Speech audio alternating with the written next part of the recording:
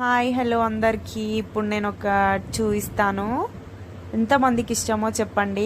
ఇదైతే మా అత్తమ్మ పంపించింది ఊరు నుండి. చట్నీ అనమాట, చింతపండు అండ్ పండు మిర్చి చట్నీ రెండు మిక్స్ చేసి ఇలా నూరిందనమాట. నాకైతే చాలా ఇష్టం. చూడంగానే ఆ బాక్స్ ఓపెన్ చేయంగానే స్మెల్ తోటి నాకైతే నోరు ఊరిపోయింది. కొద్దిగా టేస్ట్ చూసిన. అండ్ దీన్ని అయితే మనం పోపు వేసుకుందాము. ముందుగా ఇలా ప్యాన్ పెట్టేసి ఆయిల్ అయితే తీసుకోవాలి.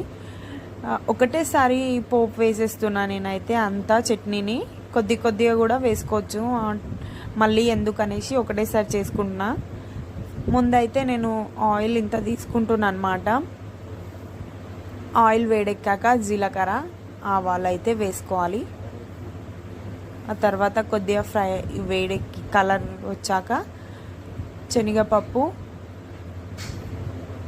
దాని తర్వాత మనము దీంట్లో ఎండుమిర్చి